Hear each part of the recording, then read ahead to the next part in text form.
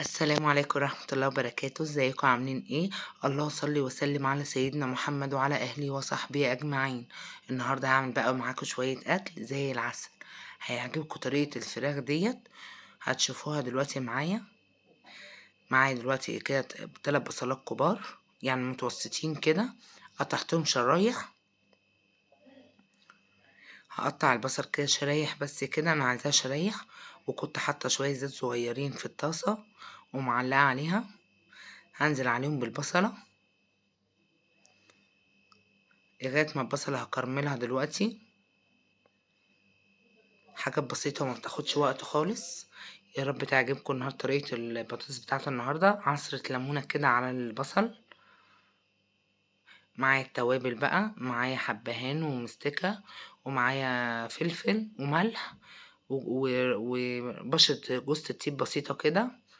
بقطع بقى الطماطم، معايا 4 طماطمات بقطعهم مكعبات. ده اخر الليل صراحة. انا عاملة الاكل النهاردة بالليل، مش عاملاه الصبح عادي. انا صراحة عاملة الاكل متأخر النهاردة، ان انا كان عندي اكل من امبارح. قمت بقى بالليل قلت اعمل الاكل بقى، قلت افنن لهم، اعمل لهم اي حاجة حلوة كده. قلت اعمل لهم احلى طاجن النهاردة، طاجن جميل وهيعجبكم قوي. طريقة تعتبر مش يعني لو حد جعان بالليل تتعمل بالليل، ما تاخدش وقت. البصل بقى بشوحه كده، حاجات بسيطة. يعني انا كنت كل حاجة عندي، ما اشتريتش اي حاجة من برا. وطلعت نص فرخة برضو كده. يعني بعد ما تعتبر كرملت البصلاية نزلت عليها الفراخ، تعتبر شايلة الجلد يعتبر كله. جلد الفراخ انا شلته، ان انا عايزة الفراخ تتحمر نفسها. وحطيت نص قرن شطة كده حامي، ده اختياري. لو انت عايزة تحطيه ماشي، مش عايزة تحطيه خلاص. انا كنت جايبه توابل من عند العطار وانا اللي طحناها في البيت. التوابل دي تعتبر جايبه جوز الطيب ومستكه وكل ده، وورق لورا وحبهان مطحون وكل ده، وانا طحناه كمان في البيت. هو يعني انا اللي جايبه الحاجات دي كلها صبحه، وانا طحناها في البيت كانت حلوه. معايا هنا بقى معلقتين صلصه، على شويه ملح وفلفل وكده، ومرقه. وحطيتهم كده مع الصلصه واديهم تقليبه، واكون محضره كوبايه ميه. بسيبها بس ده احط لها بقى كده. حطيت كوبايه الميه ونزلت معايا 400 جرام مكرونه، هو الكيس 400 جرام. نزلت بيه على الصلصه. هزودها شويه ميه كمان، واحط كده قرن شطه. ده اختياري، اللي بيحب الشطه ماشي. يعني شويه كده اغطي المكرونه بس كده، واوطي عليها، اسيبها تغلي غلوه، واوطي عليها خالص واركنها على جنب تستوي براحتها. لازم يكون فيها تكه كده، انا عايزاها فيها تكه، مش عايزاها مستويه قوي. وسايبه الفراخ هنا تتحمر. ما شاء الله الاكله دي متعرفوش الريحه عامله ازاي، ريحتها جميله. قلبتها كده على الناحيه التانية. هشيل بقى الفراخ، اديت لها بس تشويحه كده من ناحيتين، صدمه كده.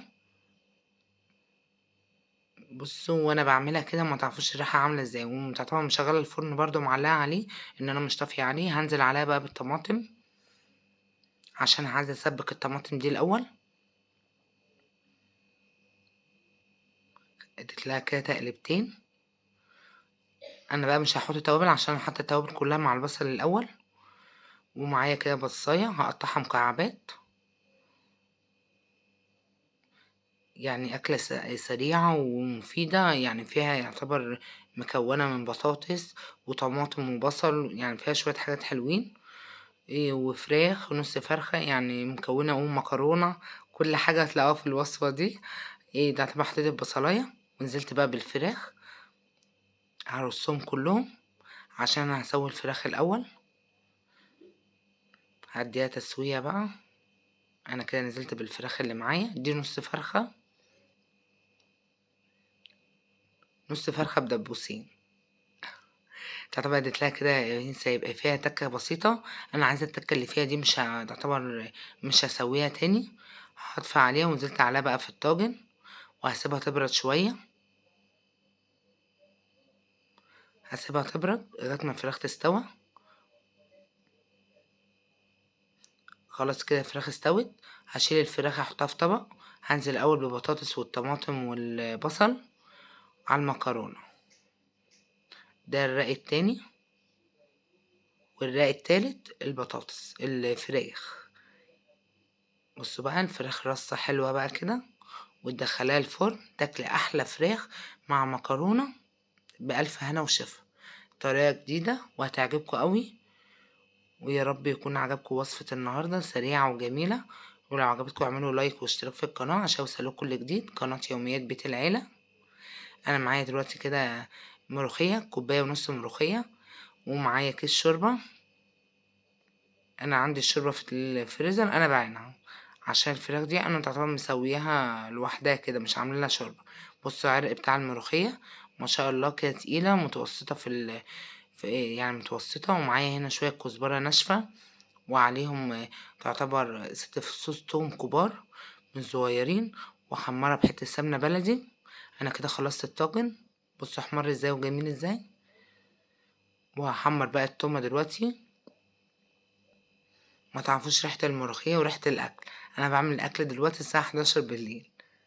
حمرتها بصوا منظرها جميل ازاي ولا ريحتها يا جماعة. وانزل عليها بالملوخية وتاكل احلى ملوخية. الله الله على الجمال. يا رب يعجبكم فيديو النهاردة. ما تعرفوش ريحة الملوخية ولا الطاجن اللي انا عاملاه. بص بقى انت هنغرف بقى الطاجن. بص بقى. بص بقى وهو قاعد يعمل كده، هو كأنه في الفرن دلوقتي، هو على الرخامة اصلا. ولا الريحة بقى ولا الجمال. بص هطلع بقى تعتبر في طبق كده كويس المكرونة بالفراخ بالبصل. تاكلي احلى طاجن.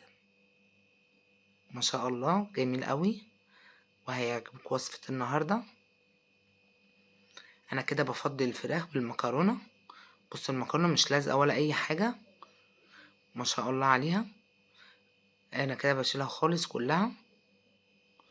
بفضي الماء وبملي بقى ايه بولات كده احط الملوخية. اللي عايز ياكل ملوخية جنب المكرونة والفراخ ياكل. وبرضو مسخنة عيش برضو اللي عايز عيش ياكل برضو. بألف هنا وشفا على قلبهم. ما شاء الله الأكل جميل وبسيط. أشوفكم على خير بإذن الله ويعجبكم فيديو النهاردة. مع السلامة.